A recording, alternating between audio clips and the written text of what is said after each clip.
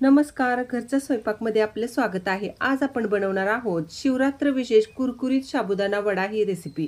सगळ्या साहित्याचं अचूक प्रमाण वापरून मी सांगितलेल्या पद्धतीने हे वडे जर बनवले तर ते अजिबात फुटणार नाहीत किंवा फसणार नाहीत.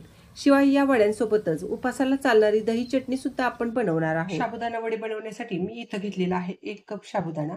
तर खिचडीसाठी जो साबुदाणा आपण घेतो तोच इथं मी घेतलेला आहे.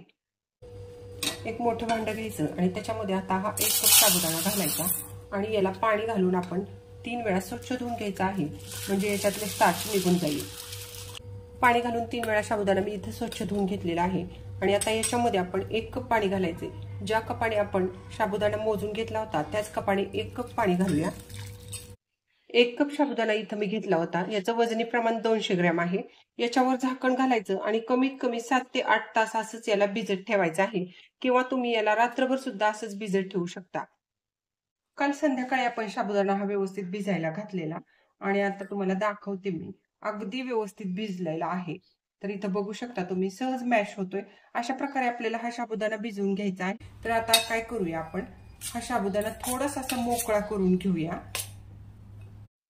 तर इथं साबुदाणा मोकळा करून घेतलाय मी आणि याचा कण ना कण अगदी सेपरेट झालेला आहे. तुम्ही बघू शकता इथं अशा प्रकारे आपला साबुदाणा भिजायला हवा.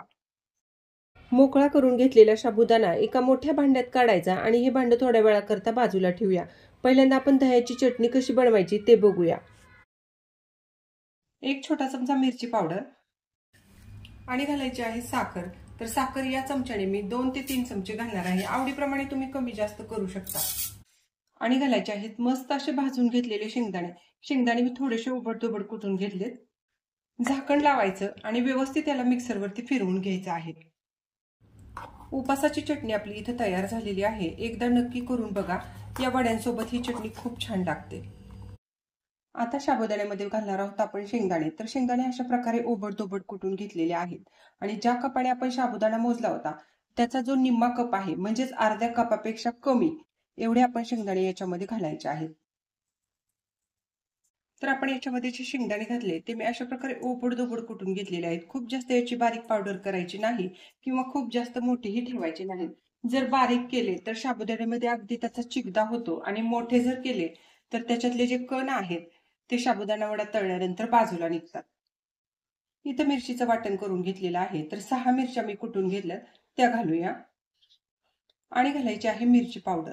तर याच्यामध्ये मिरची पावडर मी अगदी छोटा चमचा घेतलेला आहे तो घालायचा. चवीप्रमाणे मीठ घालायचं. आता हे साहित्य घातल्यानंतर आपण याला चांगलं मिक्स करून घ्यायचे. तर लक्षात घ्या, साबुदाणा वडा शक्यतो तेलकट होण्याचे 3 ते 4 कारण असतात. त्याच्यामध्ये पहिलं कारण असतं साबुदाणा खूप जास्त भिजलेला असतो, त्यामुळे आपण तो योग्य पद्धतीने भिजवून घेणं गरजेचं आहे. आणि साबुदाणा वडा तेलकट होण्याचं दुसरं महत्त्वाचं कारण असतं बटाट्याचं प्रमाण जास्त होणं. तर बटाटा जर जास्त झाला तर साबुदाण्याचा वडा अगदीच ओलसर मिश्रण होतं आणि त्याच्यामुळे काय होतं तर तो तेल खूप पितो. हे सगळं साहित्य आपण व्यवस्थित मिक्स करून घ्यायचं. मिश्रण आपलं अगदी व्यवस्थित एकत्र करून झालेलं आहे. आता याच्यामध्ये घालायचे आहेत 2 बटाटे. तुम्ही बघू शकता इथं मीडियम आकाराचे 2 बटाटे आहेत. वजनाने म्हणाल तर कमीत कमी ते 200 ग्रॅम असतील. तर ते अशा प्रकारे व्यवस्थित हाताने चुरून घालायचे. तर बटाटा इथं बारीक करून घेतलाय. तुम्ही बघू शकता अशा पद्धतीने आपल्याला बटाटा बारीक करून घ्यायचा आहे. आणि आता हे पुन्हा बटाट्यासोबत सगळं साहित्य व्यवस्थित मिक्स करून घ्यायचं.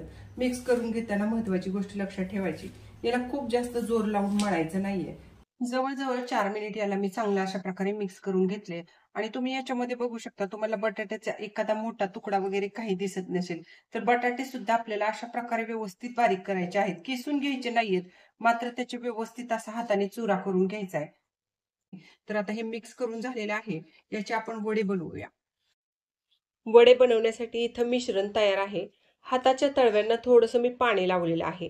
आता हातात मिश्रण घ्यायचं आणि आपण ज्याप्रमाणे लाडू वळतो त्याप्रमाणे याचा एक बॉल बनवायचा आहे. तर मिश्रण खूप जास्त घ्यायचं नाही, नाहीतर नंतर तळल्यानंतर वडा खूपच मोठा होईल. आणि अशा प्रकारे दोन्ही हातांनी याला दाब देऊन याचा एक गोल बॉल बनवून घ्यायचा. तर इथं बघू शकता तुम्ही, अगदी व्यवस्थित असा हा बॉल तयार झालेला आहे. तर साबुदाणा वडे बनवण्यासाठी आपण साबुदाण्याचे जे बॉल बनवत होतो ते बनवून झालेले आहेत. आणि तुम्ही बघू शकता जवळजवळ एकसारख्या आकाराचे मी इथं बनवलेले आहेत आणि एवढ्या आकाराचे ते 15 तयार झालेले आहेत. आता वड्यांना या शेप कसा द्यायचा ते बघूया.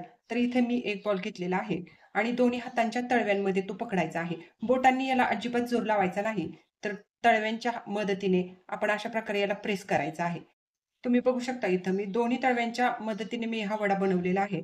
आणि तुम्हाला जर हा ओबड-धोबड दिसला वरून, तर पुन्हा याला दोन्ही तळव्यांच्या हातामध्ये घेऊनच आकार द्यायचा आहे. बोटांनी वगैरे दाबायचं नाही. प्रयत्न करायचा की वडा असा छान आकार येईल त्याला.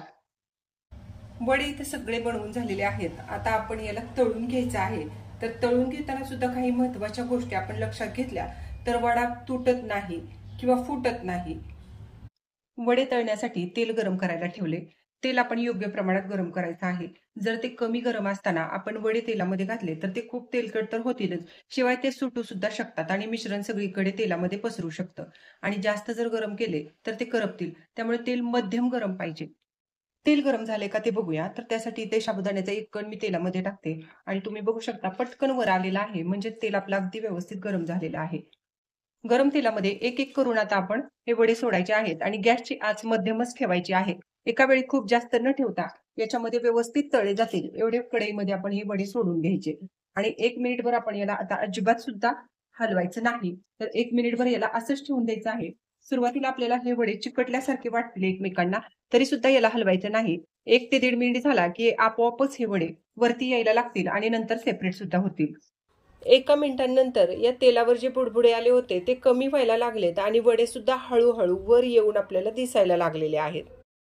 आता बघू शकता तुम्ही तर एका मिनिटानंतर अगोदरच मी तुम्हाला अशा प्रकारे याला फिरवून दाखवले आणि त्याच्यानंतर 2 मिनिट गेलेले आहेत. वडे किती मस्त झालेले आहेत.